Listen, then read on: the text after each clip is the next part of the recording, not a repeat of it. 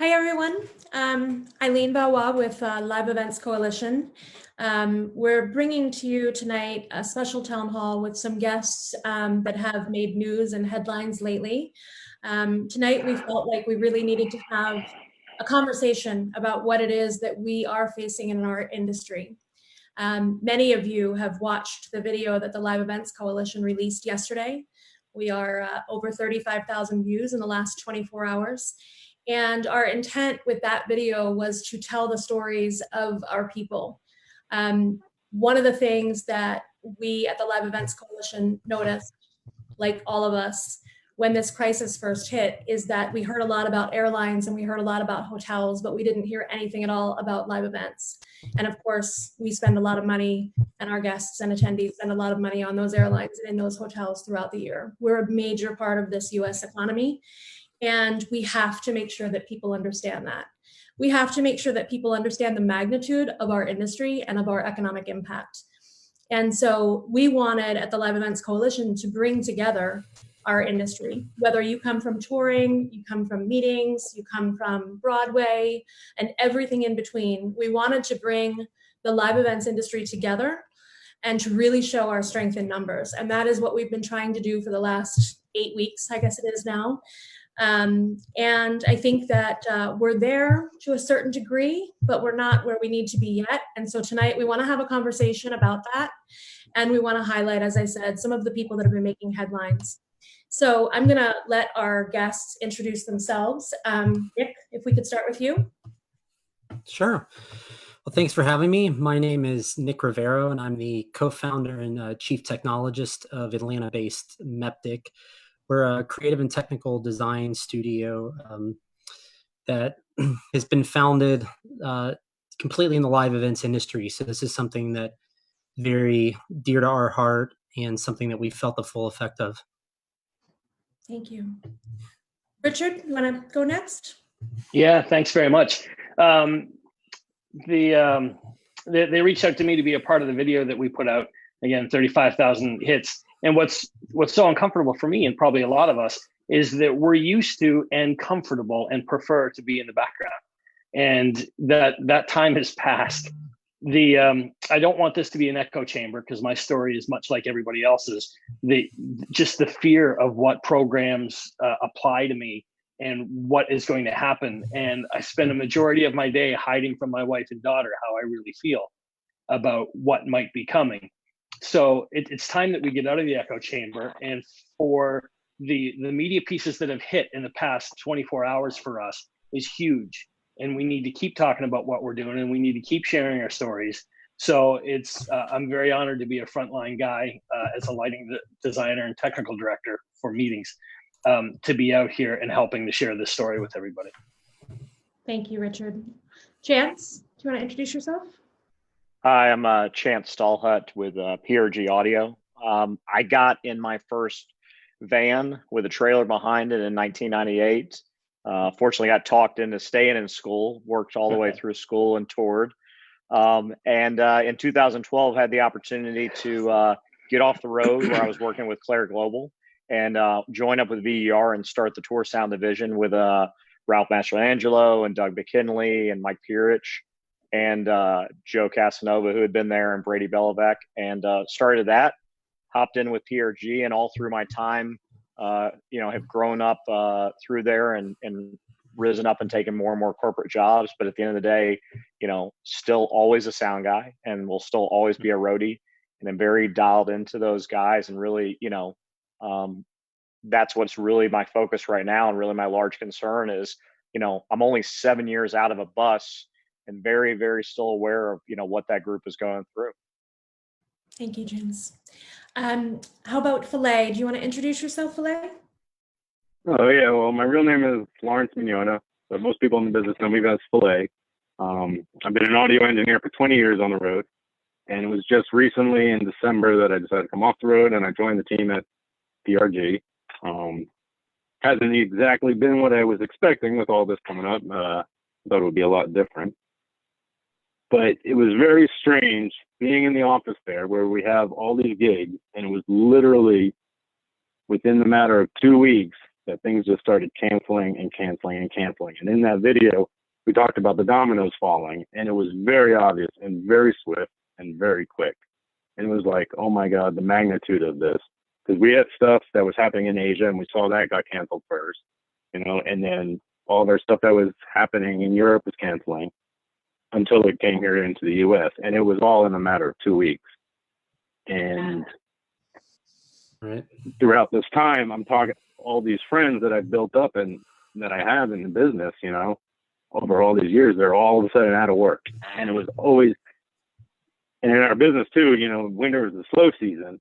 So a lot of them are expecting, you know, they've already gone through savings that they've had over the winter, and then they're expecting to go back to work in March, April, and all of a sudden they're left without anything, you know. So Yeah. seeing the magnitude, it was like something had to be done. We have to let people know what's going on here. Right. Absolutely. And Michael Strickland, would you like to introduce yourself? Yes, thank you, Eileen. I'm Michael Strickland. I'm the founder and chair of Bandit Lights. And Chance, to your point about your history with Claire, I trail back to the 60s and had the pleasure of starting with Roy and Jean Claire. I had Bandit and they had Claire, and we were a bunch of young folks together at the same time. I'm coming at this now from a point of view that I have a phenomenal business background in terms of 52 years in the industry. I also have a lot of connections with NFL people, NCAA people, NASCAR people, NCAA people, Live Nation people, AEG people. So I've spent the last 7 weeks talking to lots of people and getting a read on who's doing what. I also have the good fortune of having a medical background, and that I'm on the board of the UT Medical Center. So I've got 14 years of that, and I have 3 calls a day giving me medical information about what's going on. And the last piece is I have the good fortune to know a number of politicians at high levels, Senator Lamar Alexander and Senator Marsha Blackburn are good friends of mine. So I've been working with the 2 of them and others from the 13th of March forward. So I've kind of got all 3 legs of the stool in my hand. And my mission at this point is to do what you said, Eileen, which is to get this information, get it bundled, make as many people aware of our situation as we can, and get it into the hands of the decision makers and the people that do control our future, Lawrence, which are the leaders or the politicians. Whatever we think of it, there is a social situation, and there is a political situation, and there is a medical situation. And even when all the situations get where they need to be, until the political situation is where it needs to be, which is the politicians saying, here's the green light, have an event, we're in this position that we're in. So that's my mission, and that's my goal. And we do have their attention. And somebody said, you know, in one of these last week, they don't even know we exist. I don't remember who said it, but it's true. They don't know we exist. So in the next 2 weeks, we've got to change that. Absolutely.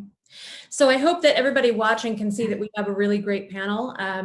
We have, I feel extremely grateful that you have all joined tonight, because I think that the conversation that we have tonight, I think, can really just follow up on all of these pieces that have been going viral over the last week, and hopefully make a difference with this. And you're right, Michael, it's been said also, it's the largest industry that nobody even knows about. 12 million strong.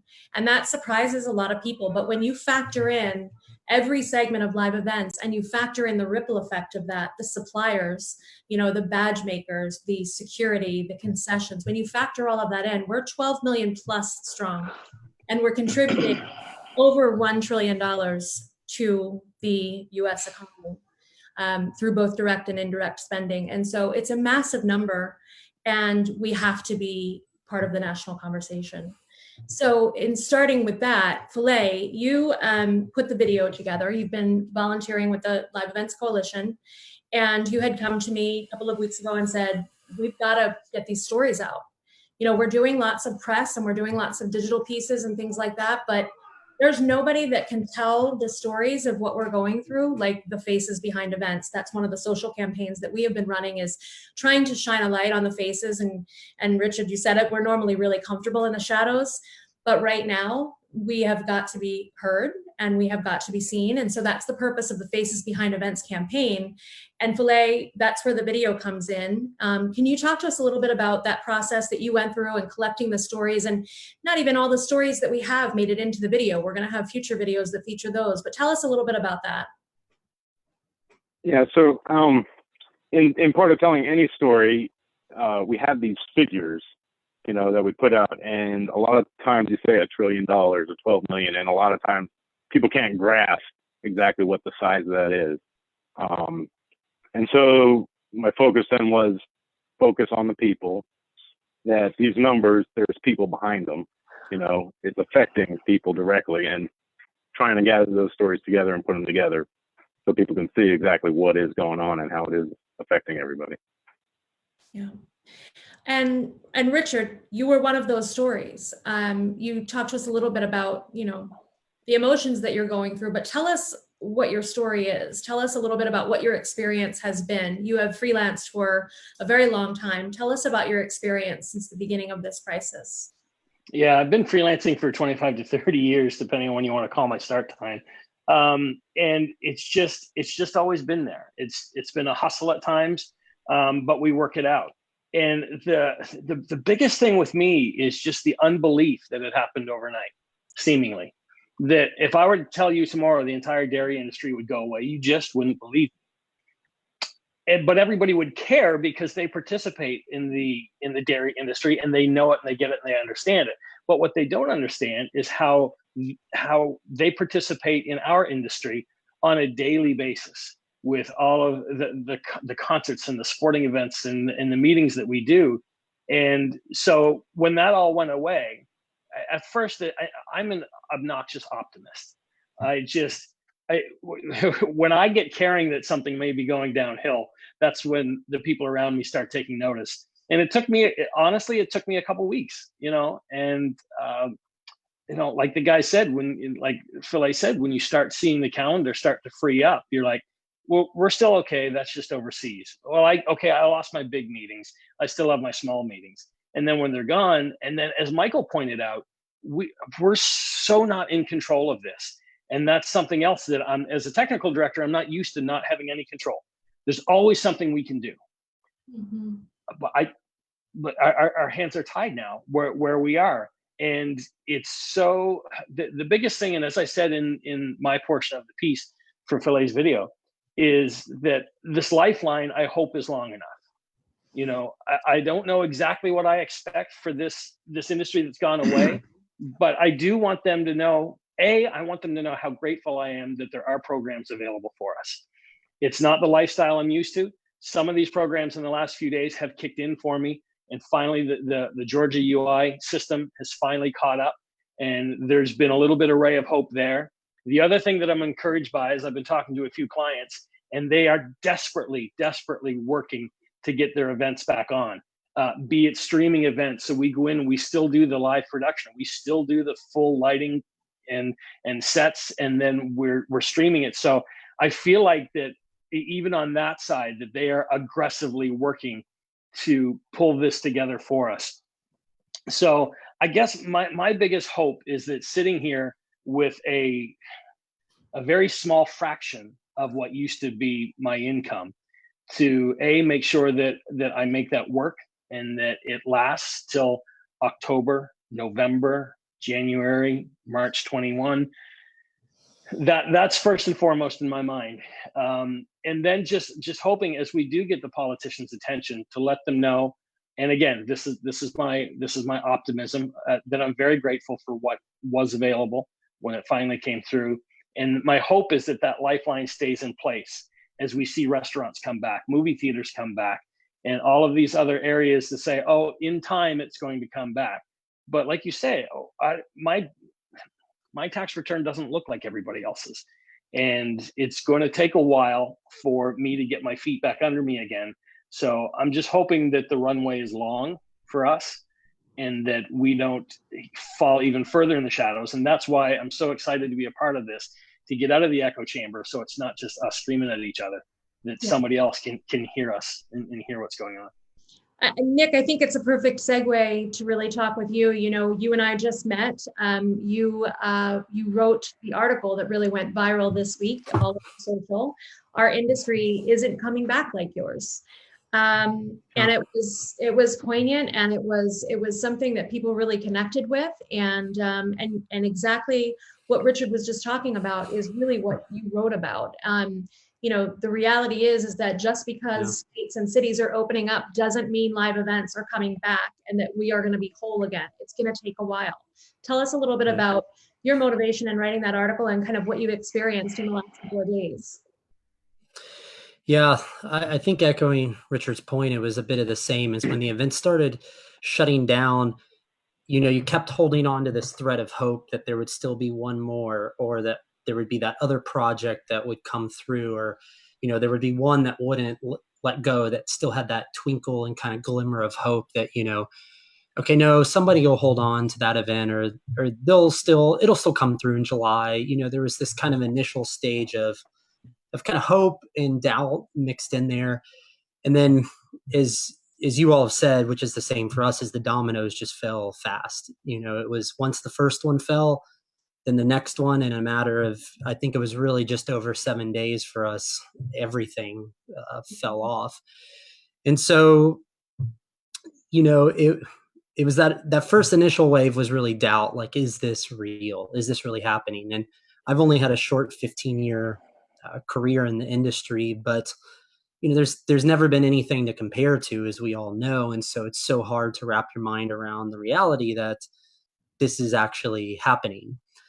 And so when I started writing the piece, I actually wrote it about a month ago, and kind of sat on it, just really processing through the thoughts behind it, really just everything in my head. And it really kind of comes from the heart where I wrote it, is just that, like, we are the people that live in the shadows. We always have. And our voices right now have stayed in the shadows. Yeah. And it's not the time for that. And, you know, just looking at, like I said in the piece, in the restaurant industry, you know, our favorite bakery is doing takeout, and they're still fighting, and they're making their voice known to the community of, please help us. We're still here. And Sarah, my wife, and I have really sat and processed that. Like, why are we not, you know, putting that out there? Why is our voice not heard? You know, we early on did our due diligence of writing to state government, to local government, to the mayor, et cetera, you know, just pushing letters, asking for responses, any sort of information, anything. We started there, and then we started writing this, just saying, like, you know, I've been talking to so many people through this, just so many friends, reconnecting, not only trying to evaluate, but just processing so much of the weight of it with everybody pretty much every day. And so it was just really wanting to get that heartbeat and voice out there of, you know, I know I'm not alone, but it needs to be heard. And that was the biggest resonating thing is, you know, when I put it out there, you never expect anything to go viral ever and take off. And I hoped, you know, out of the 10 people that shared it, one of those would have been my mom, is kind of what I predicted this would do. And then, you know, currently it's at over 500,000 reads in basically a day. And that's beyond any concept of what I could have fathomed. And the biggest takeaway for me is the voice has resonated, and everybody, the people who've reached out to me, the people who've connected to me, I've received text, direct messages, Facebook messages, LinkedIn messages, you name it, from people I've never met, that people that are in the industry. And I should also say this, a lot of people outside of the industry. I had old friends from college 20 years ago tell me that a friend of theirs saw it and they saw my name on it. And that is, I think, what's really, really powerful. Yeah. Is that it reached such a broad audience and it resonated with so many people. I've received messages in my inbox of people in tears, basically just reading and circling parts of it. And that is the most humbling thing, is realizing, like, okay, I'm not crazy. We're in this together. We are all out there. Okay, we need to carry this forward and make this known. Yeah, absolutely. And we are, as a community, we're in this together. And as a community, I think we all understand what it means to be part of the live events industry. But when you talk to, and this is an experience that I've had recently, when you talk to, somebody that's not ever worked in our industry, and they kind of are trying to understand what I'm talking about when I talk about the magnitude of this industry and the ripple effect. And I say, it's weddings, it's sweet 16s, it's Oh yeah. corporate events, it's nonprofit galas. And when you, by the way, don't have nonprofit galas, nonprofit fundraising goes down. So it's not just their galas, but it's actually the nonprofit charity 100%. they're fundraising for. It's sporting events, it's professional sporting events, it's collegiate, it's anniversaries, it's milestone events, it's corporate retreats, it's all of it. That is all It's live. everything. And so And that, when you start to say that, then all of a sudden it starts to resonate. And I think that's where your piece came in. yeah. And I mean, to echo your point is, I can't tell you how many people that are outside of just the traditional production and events industry have reached out. To your point is, I've had so many event planners, wedding planners send me direct messages, party planners, the whole spectrum it has really resonated with. I've had parents saying, my children work in the industry and I've never understood till I read this article. So it is, that's the thing, is the ripple effect is so much larger. It's the parents, it's children of parents that are affected. And you really, it's hard to grasp that magnitude, but it's there. Yeah, it absolutely is. And there is not a person in this country that doesn't attend a social event, an event for leisure or for pleasure, or an event for business or education. Well, so it affects every American when we are not working and when our economy is suffering from a lack of our business. Michael, you wrote an article recently called Same Storm, Different Boats, which I thought was just a really poignant title. And tell us a little bit about that. Similar messaging, but you hit on a couple of things that were very specific as well that we hadn't heard, I think, or seen in other places. Thank you, Eileen. I appreciate that. I sort of grew weary, as did a lot of people, of the "we're in this together" thing, because, while we are, we're not. And if you watch television, for the most part, it's fabulously wealthy people telling you, we're in this together, hang on. And they're okay because they're fabulously wealthy, and I'm glad that they are. And that is what led me to Same Storm, Different Boats, because if you look, anyone that you see on television or in the media that is saying, we need to wait 6 months or a year, look at them, figure out who they are and where they get their income. And they're either a politician that makes $174,000 a year in Congress no matter what, or a highly paid individual that collects their salary no matter what. I haven't seen anybody in the media saying, let's wait 6 months or a year, that works for a living. Not one person, because we know intrinsically that won't happen. So, what are our key talking points to begin this thing? Number one is that people don't know that we exist. So we're kind of flipping the script. Everybody in this meeting has had the experience, whatever town you live in, and I'll use Knoxville, which is where I live. When somebody finds out what I do, they go, oh, you do all the shows here in town. Well, no, we don't do all the shows here in town. So educating people to what we do is important. But probably the bigger thing in my dealing with the politicians for the last 8 weeks is that they say leisure and entertainment. They lump us in with hotels and cruise lines and clubs and bars and those kinds of things, which those people are back now. They're opening now with limited seating, and they have a slow crawl back with a slow income stream. Everyone in this meeting and listening understands, for live events, whatever they are, it's all or nothing. It's 10,000 people or we don't work. Right. Now, the numbers can be smaller, but the point is we have to have a big crowd. So getting them to understand we exist, getting them to understand that it's all or nothing. And then for production people, right now with all of these online things, the entertainers and the folks that we work for, again, they're able to derive some stream of income, but there's not a substantial enough stream of income, and there's not enough people involved on this streaming stuff to support the individuals or the firms that do it. And to the point that you made a moment ago, Eileen, one of my key talking points to the politicians is, again, I get very frustrated because, and I've said this in other meetings, one of my mentors was Pat Summitt, the late coach of the Lady Vols. And Pat always said, and she taught me and many others years ago, she coached in 2-minute segments. She said, no one can see the end of a basketball game, no one. So she always coached in 2-minute segments. It's as far as you could see. And if you coach in 2-minute segments, and if you do it well, you're going to win the basketball game. Well, I've been urging the political leaders talk in 2-week segments. Right now, we don't know May the 30th where we'll be. Between now and May the 30th, there could be a cure for this. A lot of things could happen. So talk in 2-week segments, because when you talk in 6 months and a year, and when you do what some of our leaders have done, which is blanketly say, we're shut down for 6 months, no shows until February, no shows until June of 2021, you rip the heart and the hope out of people's lives. And when people have no hope, they become desperate. So we should all talk in sort of 2-week segments. I don't know, you don't know, none of us know 2 weeks from today what it will be.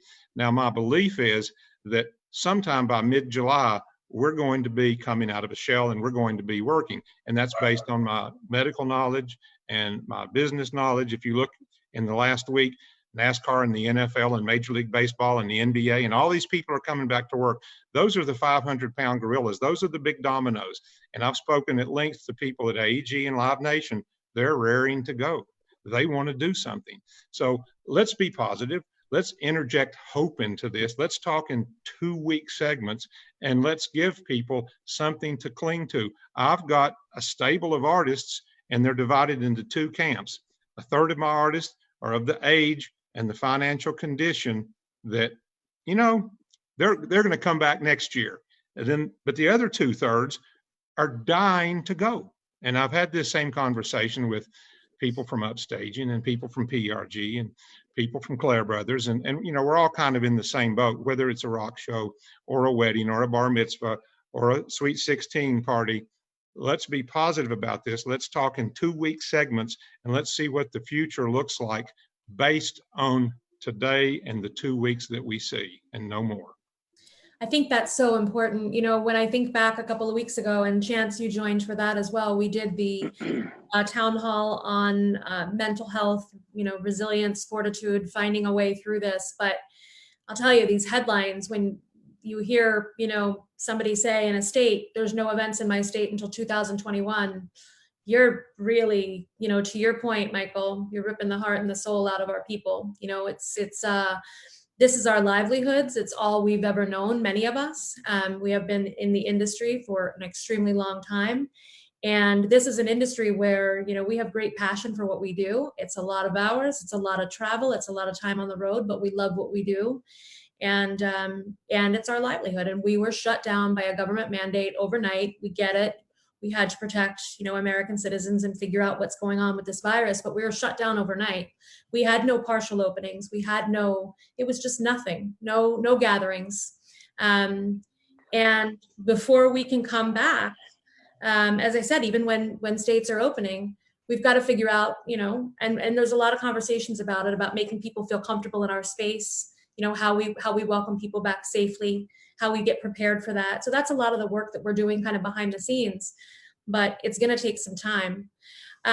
Chance, can you kind of talk to us a little bit about your experience? Just obviously you lead a team of people, and you know that are impacted by this, with stories just like Richard, and you're kind of living it every day, and just talk to us a little bit about that, and what they're kind of going through and experiencing from your perspective.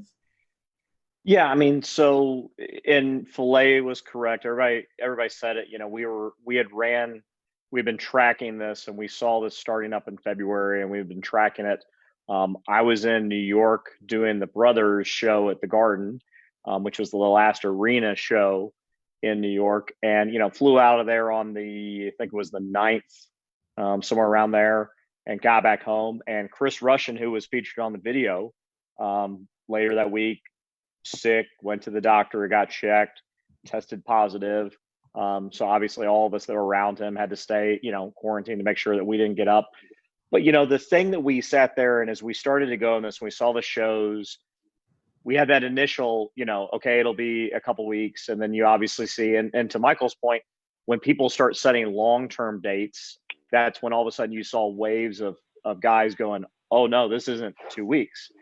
And so, the government thankfully came through and eventually added the gig workers in. And, the challenge there is that a lot of states have had to stand that up. Tennessee, has had to completely build a system to provide unemployment to those people from scratch, which obviously delayed it. I think at last count, they were still about 1,000 claims to be addressed. So they've been rapidly trying to get this fixed.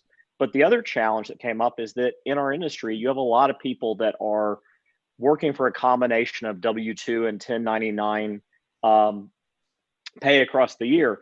So when they started filing, it created all these discrepancies that were getting them rejected. And obviously with everything backed up, they couldn't call anybody. So, I mean, we had people that are just now being able to get unemployment caught back up.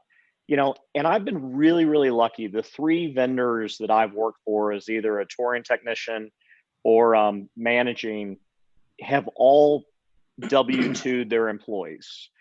Claire, our road staff, was a W-2'd. It was an insurance.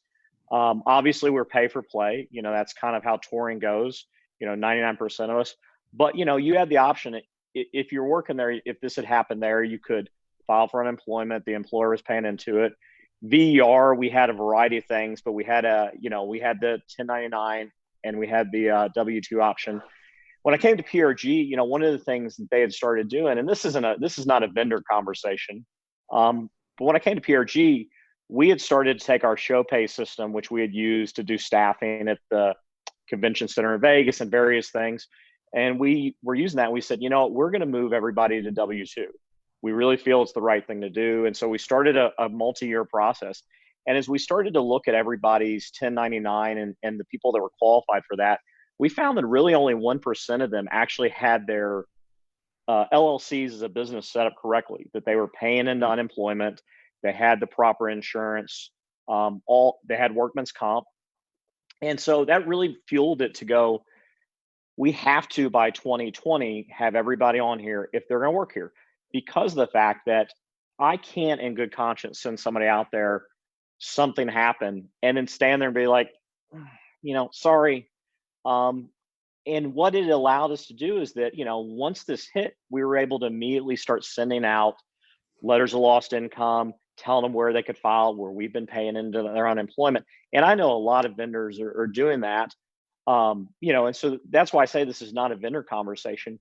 But if we don't fix the way that the gig worker community engages through the unemployment office, if we don't come up with a better marketplace on the health insurance side, or the gig community, we set up an individual health insurance plan that the gig community can actually leverage the numbers. When you look at the people that are in the marketplace out there right now, with the amount of people involved, if I had that many people in a company, the rates that I would be paying on insurance as a private company would be nothing.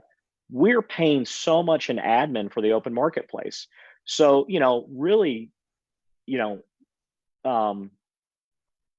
group healthcare plan, group payroll thing, if the government's not going to do that, as an industry, we have to start looking at these things, because we have to protect the people better.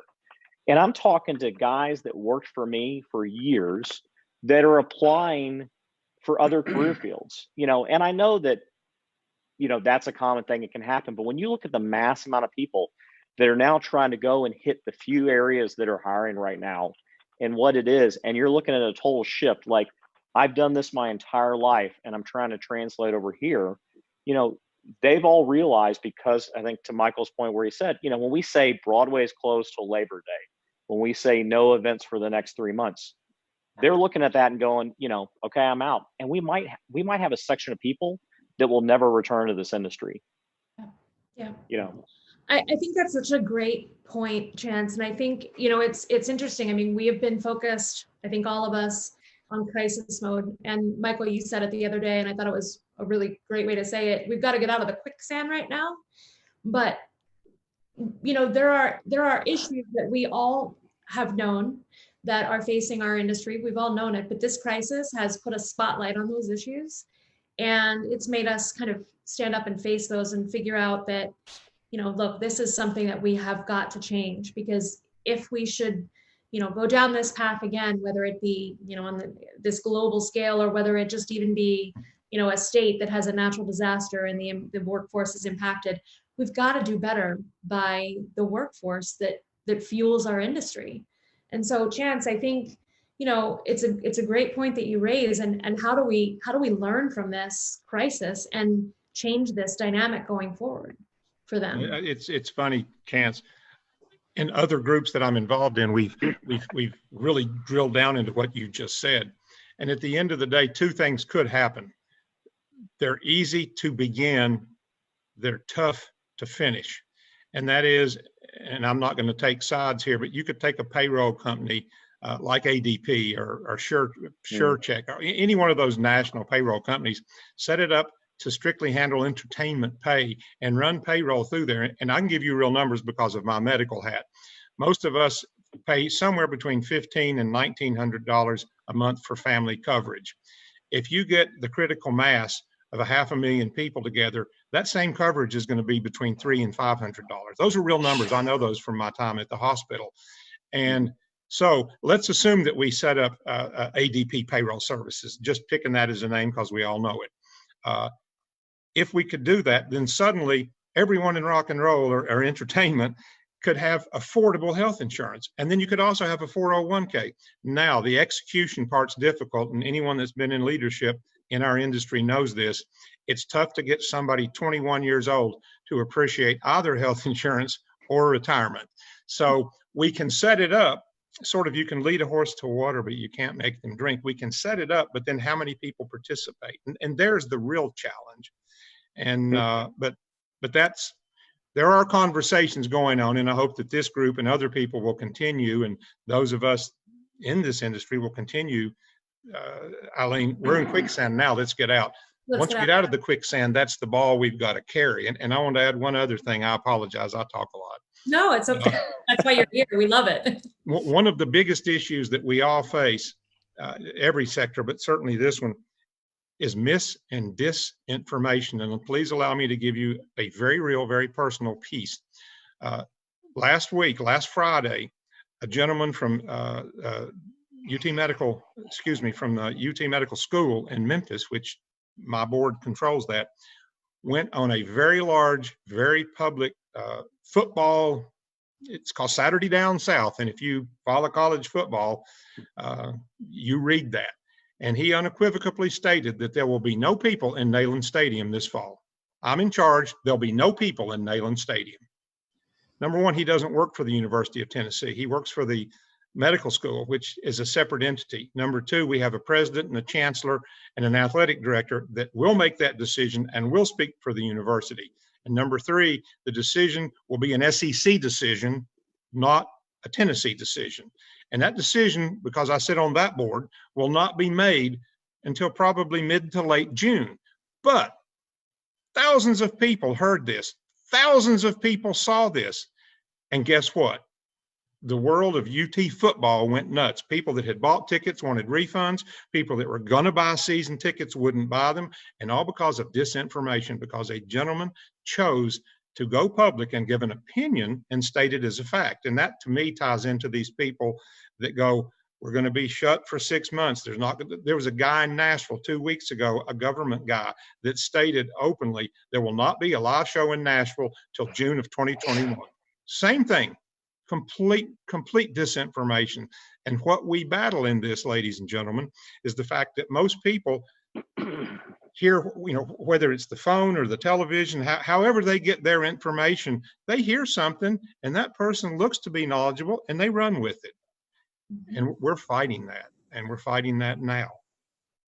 So, it's interesting. I kind of want to pick up on that. I mean, how do we get that message out? How do we stop that? I mean, I don't know that we can control that, Michael, but how do we stop that? I mean, we just have to keep being visible and keep raising our profile, right? I mean, is that from your perspective? That's all we can do at this point, right? Is just as much misinformation as they put out there. Maybe we can counteract that with other information? Well, I believe that, and I say I believe, there's two pieces to that. Number one, my own people at Bandit hear this disinformation, including the football thing, and they get concerned. When they heard the guy in Nashville say no live shows in Nashville, they got concerned. And each of us has those stories. Each of us does. Mm-hmm. So I'm not sure that we can worry about effectuating the change there. That's why I'm working at that level with the senators and the congressmen and the people that do actually make the decisions, and the mayors and the governors, to help them understand safely opening is critical.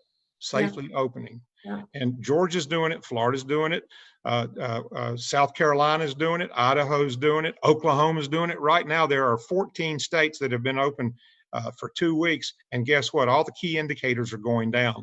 And the key indicators are not necessarily what you think they are. It's number of admissions to hospitals, number of people in ICUs, number of people on ventilators, and number of deaths. Number of detected cases is somewhat irrelevant because they're doing more testing. So if you look at the big 4 indicators and they're continuing to go down, which they are in South Carolina and Florida and those states that I mentioned, they're going in the right path.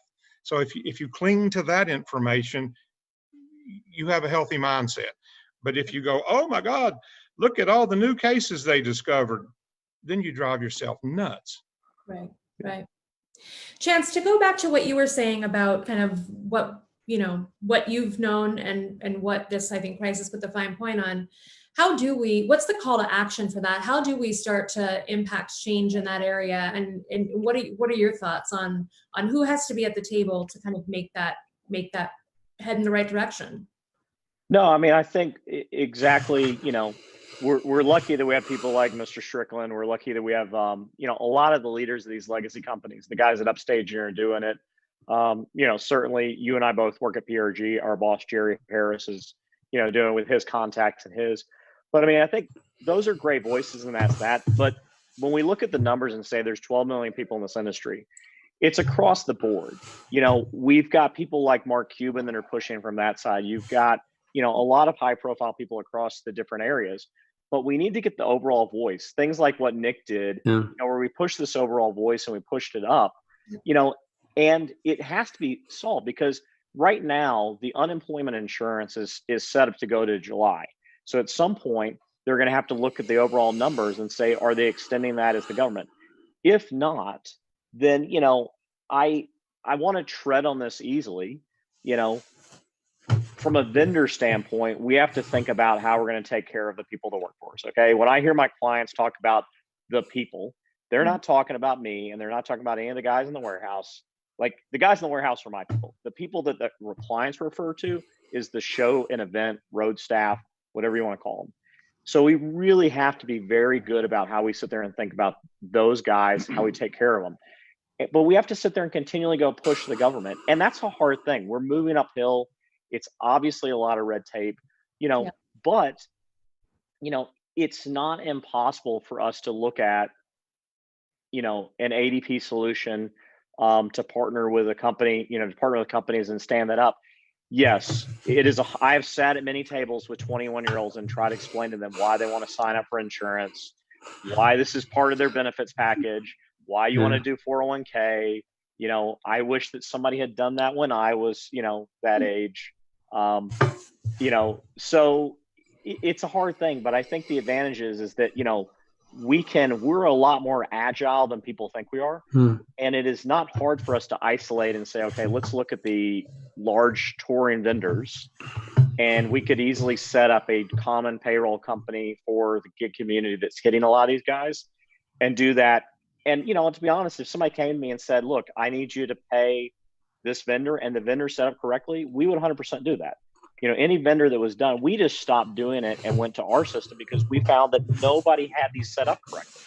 So I'm putting guys on the road that don't have workman's comp, and I can't do that. In my good conscience, I can't risk putting a guy sleeping on a 45-foot metal tube, running down the road at night, and feel good about it, if something happens, and stand there and be like, sorry. But, I mean, that's the reality. Yeah, and I mean, I totally get that. And I can't help but wonder as I listen to you and to Michael talk about, you can lead a horse to water, you can't make them drink. I mean, Richard and Filet, I know you're not 21. No, I'm not kidding, but I know you're Come not. on. 22. But I mean, is this crisis that we're all in and the loss of the livelihoods, is it enough of a wake-up call to kind of encourage that? What is your perspective as somebody who's been a freelancer for 25 to 30 years? What's your perspective on what Chance and Michael are saying about that? If I may, and I'll try not to get too upset about it. I've got a friend of mine that I talked to last night that lost his house already. He's lost his house. He's living with his in-laws. I heard of somebody that had a mental breakdown in Vegas, and he's in a $750 a day facility trying to get through this. I'll tell this story without permission. A really close friend of mine, Justin Peace, and his wife, and they have a new little baby. They just started a lighting business, probably about 9 months ago. Bought a trailer, leased a tractor. And in the time that this started, Justin got his CDL. He practiced backing up his own trailer, and he posted from Illinois last night, driving for Amazon. And you go, man. I mean, so I need to talk below the line for a second. I need to talk about the folks that don't have 6 months of runway. Okay. And Michael, you guys are absolutely right and lead this charge. But I need to talk for a second to everybody that's listening to us that doesn't have the 2 weeks you're talking about, that can only think in 2-week increments. So we need to hope for the best and plan for the worst for some of these guys. Yeah. And this is not going to be popular. Get your CDL. Find something for when these government programs run out. It's going to be dollar for dollar out of your pocket that you're putting back in. Swallow your pride. I've been video editing. I'm video editing graduation photos for families at $40 a pop to just fill the coffers. Not because I need it now, because I damn well might need it in September. Mm-hmm. So swallow that pride and get out there. The post office is hiring for $18 an hour. And it doesn't matter how we got here. I had a post a couple weeks ago where I forbid anybody to say anything political because it doesn't matter. My checks have stopped. Checks have stopped. Yeah. So I'm going to do whatever I can. I've promised my wife that I'll do everything I can to protect our 7-year-old daughter's education and our home. But that's it. Yeah. That's it. Beyond that, and am I going to work for the post office for $18 an hour when this runs out? I sure might. It's not beneath me to do that. And so I just encourage people now, don't wait until your last month comes in to wonder what you're going to do while we try to restructure this thing and get going. Yeah. Thank you. Richard, to your point, let me throw in, I apologize, let me address something Richard said. I'm working with the politicians on 3 things right now that help. You say gig people, it helps everybody, anybody in our business that's on unemployment. And the first one is liability protection, which we hadn't even touched on because there's not going to be any shows until the government gives us liability protection. So I'm working on that first and foremost. Second, the PPP money that went to companies and individuals has an 8-week window. And the truth is, for most of us, 4 weeks from today, the window's over. And guess what? There's no more money beyond that. And if you didn't spend all that money with people in these 8 weeks, the loan is not forgiven. So I'm working with the government, as are many other people, to get that 8-week window extended to 16 or 20. And then the third piece, Richard, and I don't know that this will happen, but we're trying to get another tranche of funding for gig people to go from week 9 to week 24. Now, I don't know that that's going to happen, but those are 3 initiatives that I'm working with Marcia and Lamar and Rubio and Mnuchin and other people trying to get to happen. And it's not just us, luckily. Restaurant people want the same thing. Healthcare people want the same thing. So there is a lot of work being done behind the scenes to sort of extend to those runways. For sure.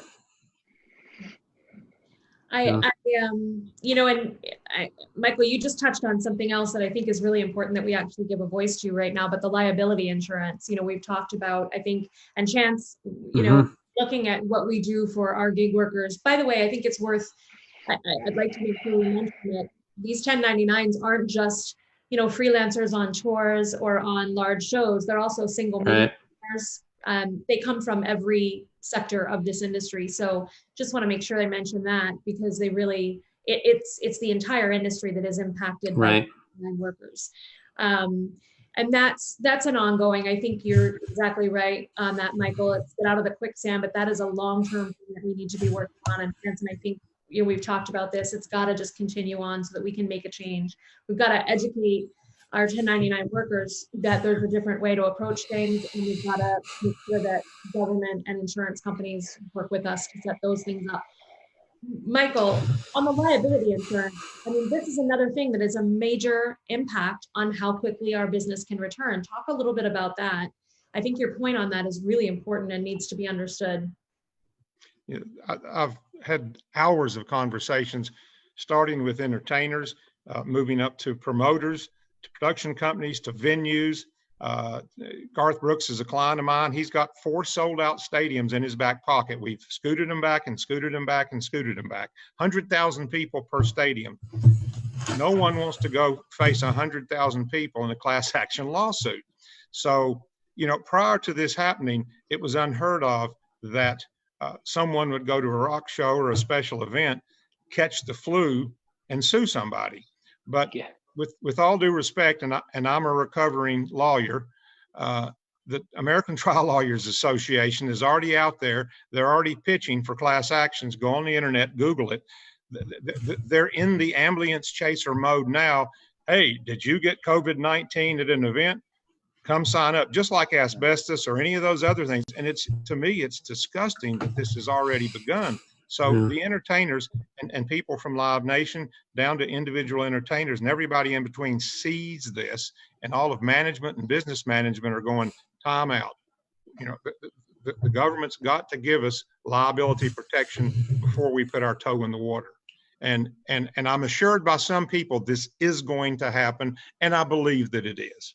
And the venues and the artists, I mean, we all get it, but right now, if you look at the Event Safety Alliance, and they hit it correctly, every person, I was on a call today with some people with Live Nation, looking at their venues. At the end of the day, the venues will drive this, just like the venues after 9/11 drove that.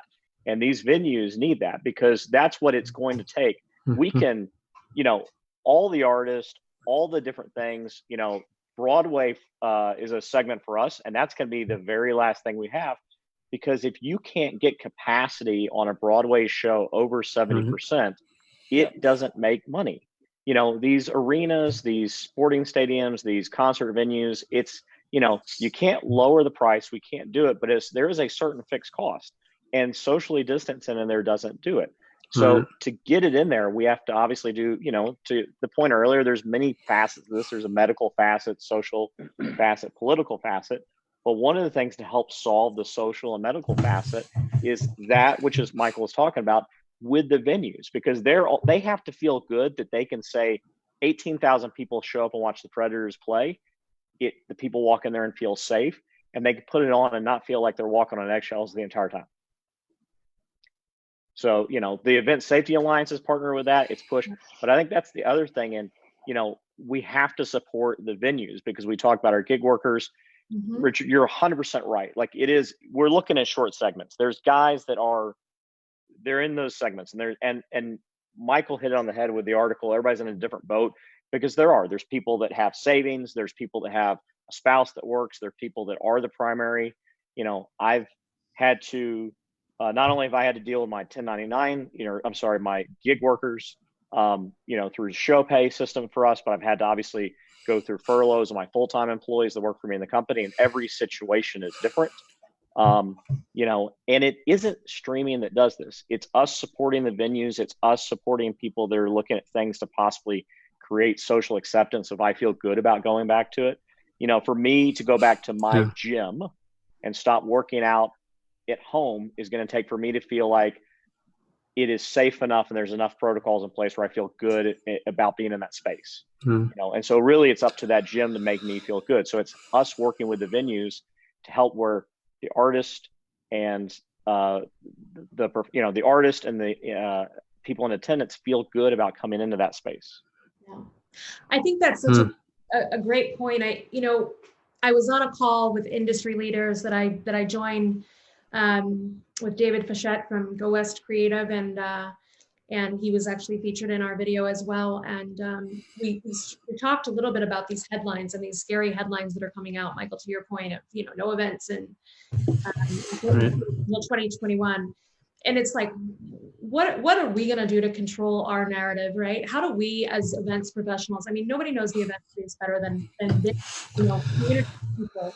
So what are we going to do to control our narrative? How do we work with the venues, with the promoters, with the meeting planners, with the, the industry associations that represent every single one of these segments to start to create our standards for how we're going to welcome people back safely? I think that's another piece that is ongoing and has to be worked on, but how do we get in control of that? We went through massive changes to our industry and to our security protocols after 9/11. Things that we never thought would happen, going through TSA and undressing and taking your belt and your shoes off. We never imagined that would happen, but now we can't imagine going through the airport without it. So life may have to change a little bit, and that's okay. We'll get used to it. But how do we start having those conversations as well and keep those kind of going so that we can get back to work? Nick, do you have any thoughts on that? Yeah, we've been saying quite a bit to that note that, what the world we used to know 2 months ago is not the world in front of us. And I think we need to keep that in memory, that the world we're going into is a very different place. And we need to keep that in our mind, that when we start moving forward into trying to do events again, it's probably going to feel weird and it's going to be different at first. Things aren't going to be like they were, but we need to be understanding and we need to be working together in this, and we need to help each other out in this. And this is the moment to realize that we all have that domino effect on each other, is from the event planners all the way up to people like you, Michael, through the entire spectrum. We all have to be very understanding, and we all have to be very supportive of trying to figure this out and trying to figure out what this, if you want to call it new normal, looks like. And it's going to take a long time, I really think, but it's going to take these baby steps of all of us saying, okay, we need to figure this out. The first shows back aren't going to be perfect. There's not going to be 18,000 people in an arena, but you know what? We've got to take the steps in that direction, and we've got to do it really hand in hand. Yeah, we've talked about a lot tonight. It's been, I think, a great conversation. We've hit on a lot of really big things, and we have some questions starting to come in. But I feel like that this message, this conversation, in combination with with Michael, with your article, and Nick, with your article that you've written, and Valois, the video that we've produced that represent the stories. We're getting there in terms of creating awareness. Michael, tapping into some of the work that you're doing with politicians. I mean, we have some real call to actions, I think, that we've just hit on. We've got to look at liability insurance. We've got to look at, protections for our workforce. We've got to look at the crisis mode of extending the programs that have been there, the relief packages that have been put together, and extending those for a period of time. We've got to look at long-term solutions. So there's a lot that we've kind of touched on tonight. And I think that we have to continue these conversations so that we stay together on this and we keep driving this message forward. I think that we are the only ones to do it, this industry and this community of people. Listen, we're really good at improvising in the live event environment. I mean, we're the industry that gets one shot to get it right. We've said it a few times. We plan and we plan and we plan, and half of that planning is risk mitigation because it's live events. Yeah. You get one shot to get it right, and things may go wrong. But if we do a really good job planning for risk mitigation, maybe fewer things will go wrong, and we'll be able to cover anything else that comes up, right? And so this is our job, is to improvise and adjust to what things are thrown at us, in the live event environment. And so there's no industry better, I think, than us to just kind of keep this going and meet these, meet these questions and these demands that are coming from our community. But I think that's massive. Michael, you have so many connections that I think are important for us. What can we do to help you? What can we do to support you? And how do we rally around what you're working on and the conversations that you're having? Before I answer that, let me say something, Nick, that you said. You said the first show won't be perfect or good. Sunday in Darlington, South Carolina, for the first time in history, the NASCAR drivers will take the track and they will not have driven their cars until that moment. No practice laps, no testing, no balancing the car, nothing. In the car, drive the race. And that's kind of where we all are. We're going to be doing this from the get-go. To answer your question, Eileen, my focus is and will continue to be, as I said, getting this message across to our leaders across the country. Buried within that article that I did is that link to that singular website that takes you to your state, local, and federal leaders. Some of those will let you put the PDF of that article in it. Some of them force you to type something in. If they force you to type something in, 2/3 of the way down is 2 sentences that you can cut and paste and put in there. But it's important because politicians, if they get 1,000 people saying, I want brown M&Ms, then they'll go get brown M&Ms. Right. So it's all about getting reelected for them. And I don't mean that rude, but you've got to talk to your politicians, because if you live in Tennessee and talk to a politician in North Carolina, they don't listen.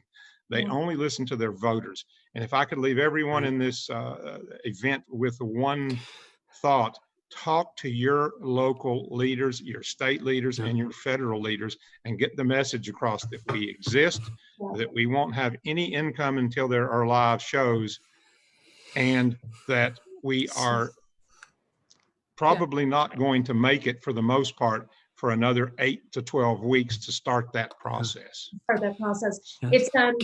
It's a great, go ahead. Oh, I'm sorry. I wanted to echo one thing to that really quick. It's just that something I heard, Michael, that's a really great thing is you don't have to be political to get your politicians to do their job. And I think that's something to keep in mind, because I think a lot of people feel that they have to have political stances and things like that. And it's not that at all. You don't have to be in that boat to get your elected officials to do their job and talk to them. It's very true. You just have to be heard. One of the things I was just going to say is we just launched a brand new website yesterday, the Live Events Coalition. So liveeventscoalition.org. And another way to access your legislature is to go on there. We have a campaign you can join, and if you visit our website, you can click the link. It takes you to a template that we've created, and all you have to do is literally fill out your information. It automatically populates your representatives, and it takes you 1 minute and your letter is off and running. So that's another way that you can kind of reach out to all of your legislature and get that message out. I'm going to take a couple questions. We're going over a little bit over an hour right now, not much, but we have some questions, and there's a lot of people that are really enjoying the conversation. So one of the questions came in actually about returning safely. Thermometers and rapid COVID tests at the door. Is that something that's maybe part of our new normal? What do you guys think? I mean, right now we're doing temperature checks for anybody that walks in our buildings. Yeah. And that's employees. So, a daily temperature check. And I don't think that's, I think that's pretty much right now pretty universal for a lot of businesses that are trying to stay open for an employee situation. Yeah. Your supermarkets, things like that. Mm-hmm. The rapid test, to be honest, I know that if I went to, so we have a extended reality stage in Los Angeles. We've done a couple events on it last week. We've got another event loading in tomorrow. And I know that if one of the requirements that ultimately came down where we're able to do rapid test, either with a saliva test and not do because the nasal test is pretty invasive. But if you're able to do that, and that was a requirement to obviously, be able to put shows on safely. Once again, it goes back to that social point of that's what it would take for everybody to feel safe working in an environment. People would absolutely do that. Yeah. So I think that's where you have to sit there and you're walking that line of what does it take for people to feel safe and not just an illusion of safety, but things are actually effective where we're doing the best we can to sit there and be smart about it. And also understand that it's a highly transmissible disease that a lot of people might have already had with mild to no symptoms and might have felt sick, and so you're trying to do, it's the best that, we're in the middle. And I think that that's where we're going to live for a while, is right in the middle, where we're going to be cautious and smart about it and put things in place and try to use that as a way to sit there and, be as intelligent about this as we can. Sorry, you're exactly right with that. And I think we have two different angles to look at: pre-vaccine and post-vaccine. We're desperately trying to get back on the track, Michael. We're trying to desperately get back behind the wheel.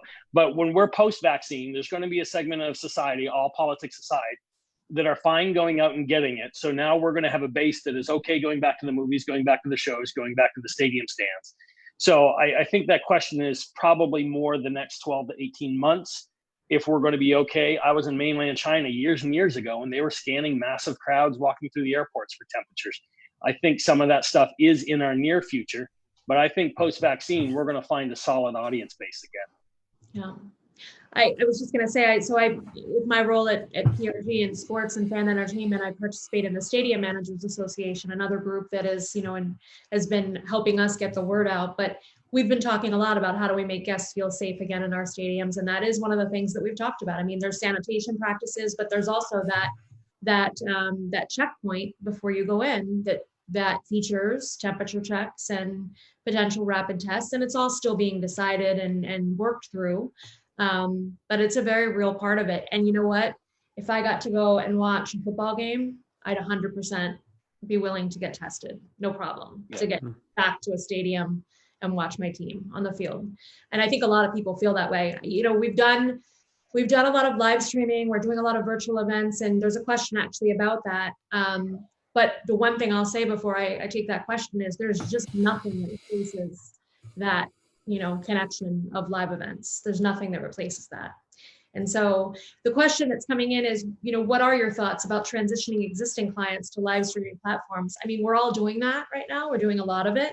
Do you see that as being something that just continues? I've heard a lot of thoughts actually in the last week or so about, are live streaming events so successful that they're going to take the place of live events? I know what my feelings are on it, but you tell me what your thoughts are. Anybody?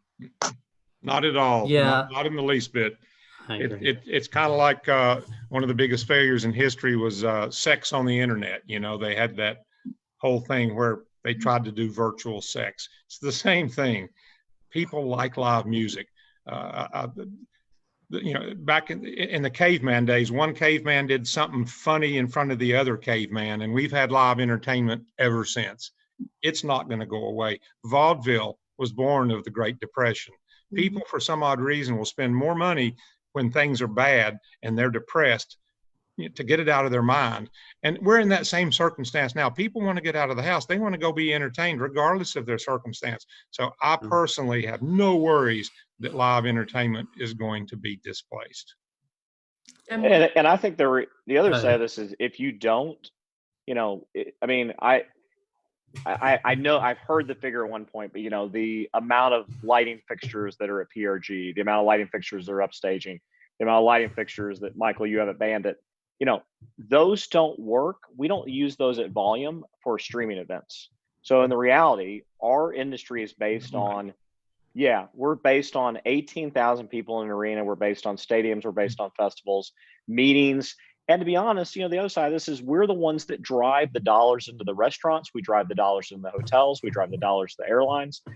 All those 12 million people if even half of those were motion, based traveling guys, they're doing event planning or weddings or anything like that. That's a lot of dollars. You have to have those guys working at scale. Any of these companies right now, there will always be a streaming component that's going to get added onto this.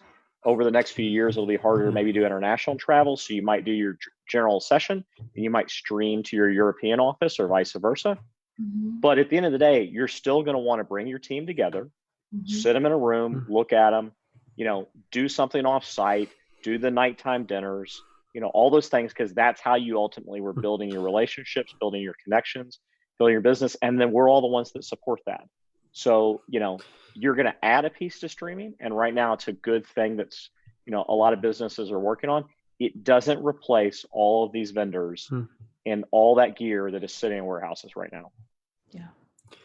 Yeah.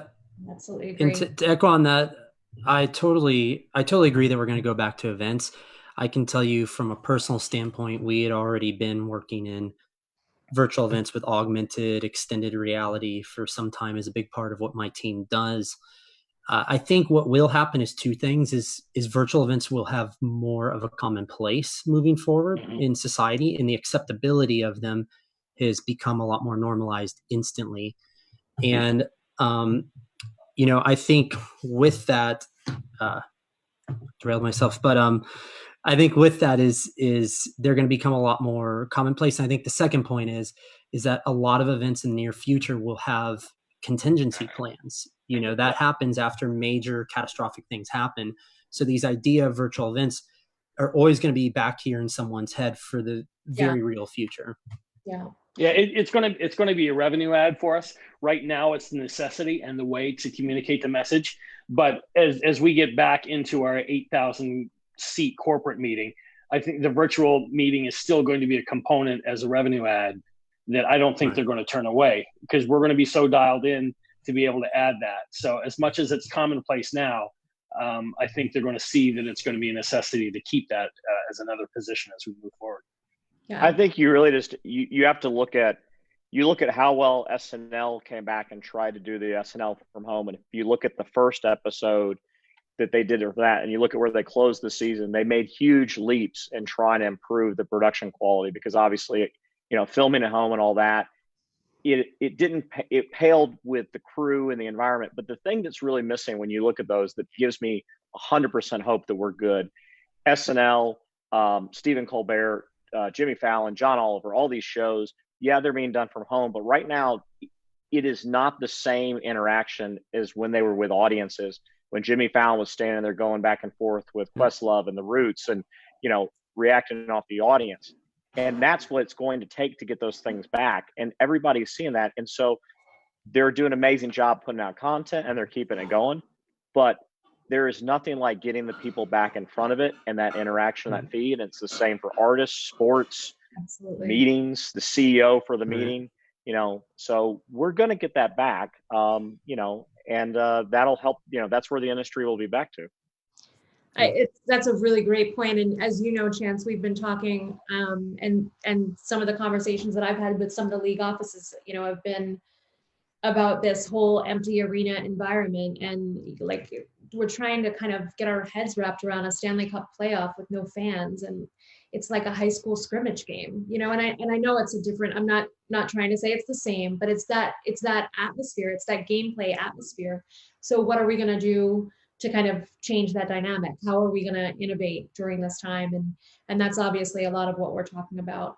What's your thoughts on one of the questions that just came in from the group is resurgence, right? So let's say we get through this first wave, Michael, I'm curious to see what your thoughts are, especially how well connected you are in the medical community.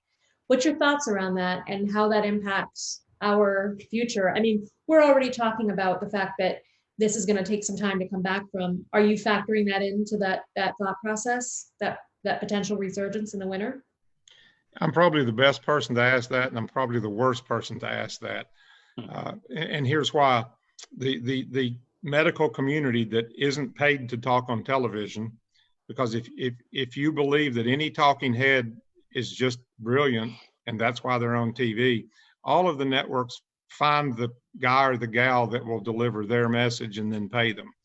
If you exclude those people, and I work with a large number of infectious disease people on a daily basis, this pandemic started out with a fatality rate of a ginormous fatality rate, 20%, and then 10%, and then 6%, and then 5%. The truth is now, if you take all the numbers and if you do the extrapolation, all of the credible medical people believe that this is going to end up somewhere around 0.5% of the people are going to pass from it. And people don't like to hear this, but that's where the flu is. Right now, today, as we sit here, and these are CDC numbers, there are 30 million people in the United States with the flu. To date, 26,000 people have died in the United States with flu. but we don't shut the world down over that. We soldier on. This is more contagious. This is more contagious. But if you're under 65, you have a 99.99% chance of not dying. If you're over 65, that's where most of the people die. 85% of us, if we get this, will either be asymptomatic or have mild symptoms. So when you look realistically at the actual medical numbers that are out there and you scale it, yes, this is highly contagious, but it isn't extraordinarily deadly. What do I believe? And I got to caveat this with a belief. After consultation with most of the medical community that I work with, which is across the state of Tennessee, will there be an element of this in the fall? Absolutely. But you're also going to have the flu. And we've never solved the flu. We've never solved the common cold. Man has defeated one virus in history, one virus, polio. Every other virus we've never defeated. So yes, there's going to be a resurgence, but there's going to be a lot of people that have the flu and a lot of people that have common colds and a lot of people that have diabetes and a lot of people that have all these other things. And we don't worry about that. It just sort of comes with life. And I know a lot of people don't want to hear that, but the sort of groupthink from the medical community that I have a lot of faith in is, yeah, it's going to be with us for a while. Before this came, there were 1,008 strains of flu. Well, now there's 1,009. So, and again, I'm not making light of it. It is highly contagious and it is extraordinarily problematic for older people. But you know, you ask what I believe. Yeah, I believe there'll be a touch of it back in the fall. I also know that right now they're commingling flu, pneumonia, and COVID. And here's why. And I think I said this to you, Eileen, either off the record or in another meeting. Yeah. The feds, when this began, said that they will, Medicare, Medicaid, and all of those services reimburse the hospital's bills at 120% if it's COVID related. So what's happening at hospitals, and somebody comes in with a broken arm, you're typically going to get an 80% reimbursement rate from Medicare or Medicaid for the broken arm. First thing we do is check them for COVID. And if they have COVID, we get 120% reimbursement for that broken arm. People can come in a trauma from a car wreck or from a heart attack or from a stroke. We check them first thing to see if they have COVID because we get 120% reimbursement. So you're going to see more as opposed to less people classified as COVID. And you keep hearing this comorbidity thing. A lot of these people that have passed away are over 85 years old and had a massive heart attack and were diabetic and extraordinarily overweight. And yeah, they had COVID, but they were tagged as a COVID death. And I know some people will go away from this thinking ill of me, but you know what? That 92-year-old gentleman was probably going to die anyway from the massive heart attack.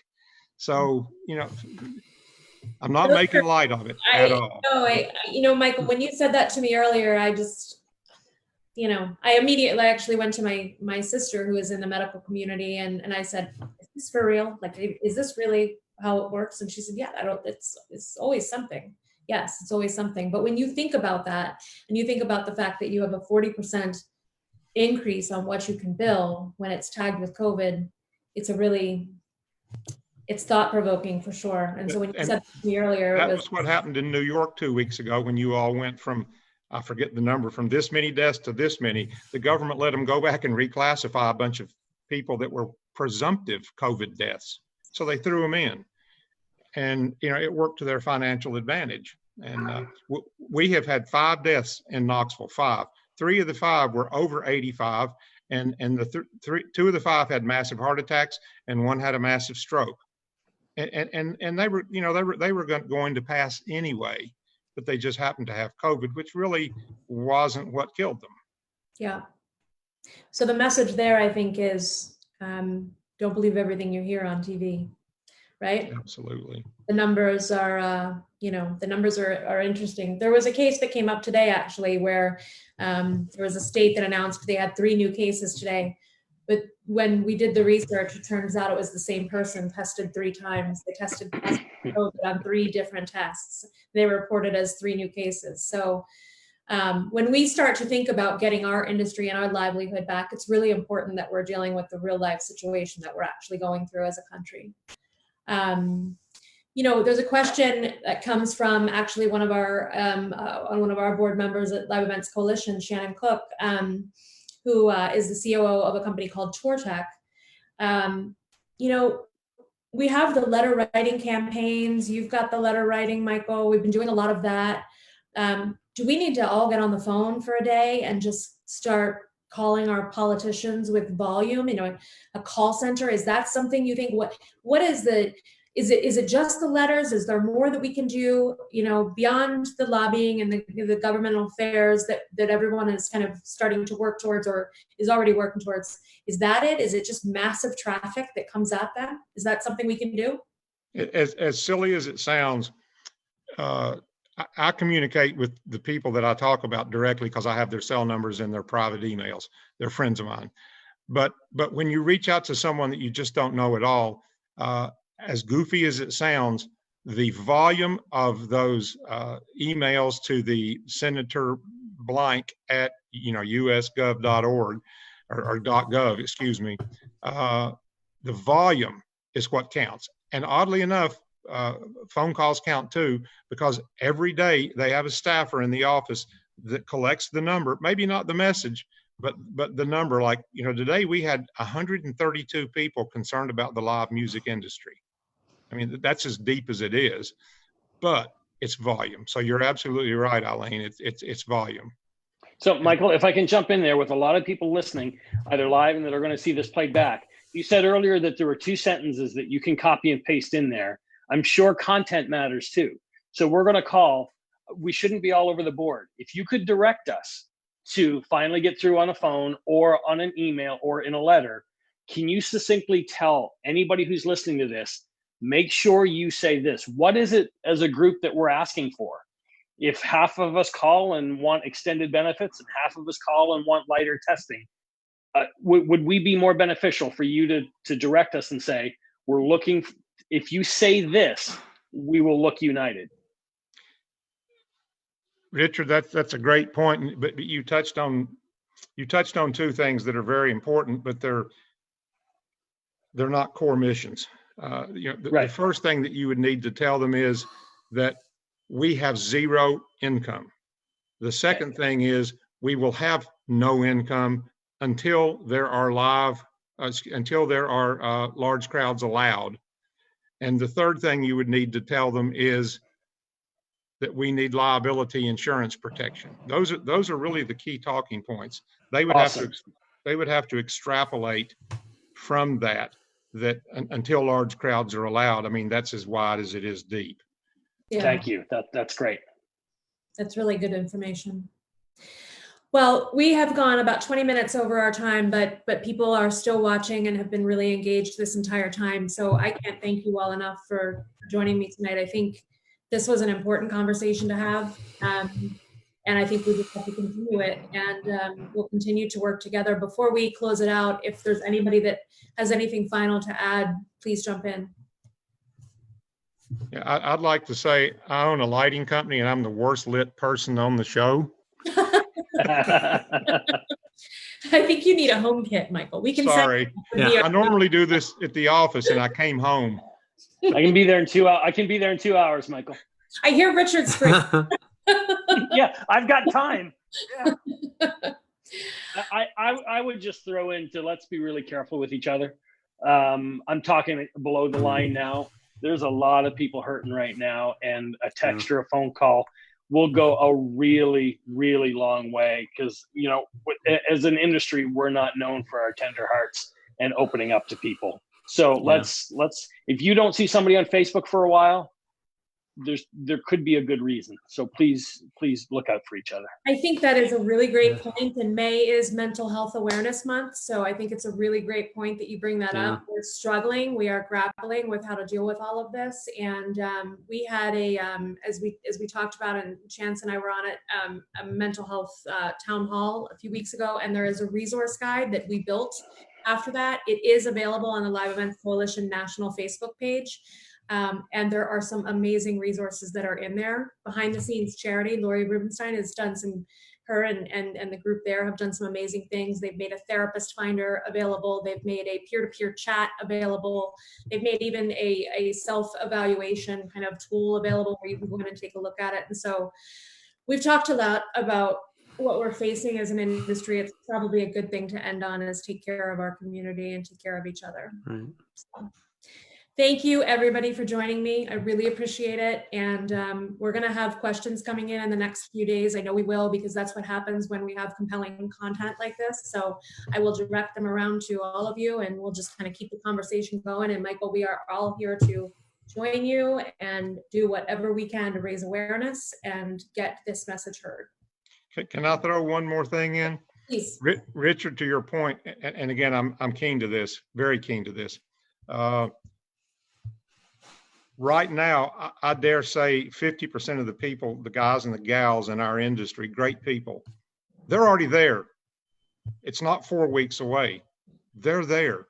And I know this because I know a lot of these people.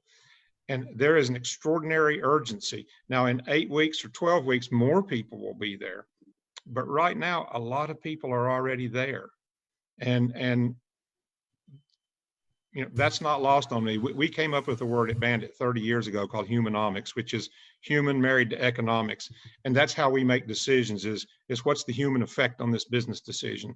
And that's where we are as an industry. We're in a humanomic moment that everything we do or don't do impacts every human being, and anything and everything that we can do to change this for the positive is needed. Anybody that wants to reach out to me, feel free. It's first initial, last name, mstrickland@banditlights.com. Lights is L-I-T-E-S. I just sit there all day answering emails and taking phone calls. I've communicated with several people in this group. We'll keep pushing forward, and I'm widening my net, and I will keep sending out suggestions to the bigger group, and we'll keep doing these things. But you're right, Richard. People are hurting today. Yeah. That's right. Thank you, Michael, for all that you are doing for us. Thank you, Nick. Thank you. I mean, all of you. Chance, thank you for everything you're doing. We did have one question that just came in, which was, is there some standard templates that we can follow? And I would just again say, if you go to liveeventscoalition.org, you will find at the top, and we just launched it yesterday. I'm trying to remember what it says. I think it says get involved. I'd say connect with us. Alexandra Rembach is going to kill me for not knowing exactly what it says. I apologize, Alexandra. But if you go there and navigate through those buttons, you'll find various ways to get involved. And there is an advocacy letter there, as I said, a minute to fill it out, send it off. So that is there for you. And there's other ways to get involved as well there. So thank you, everybody, for joining, and have a great night. Thank you. Thanks, Eileen. Take care. Thanks.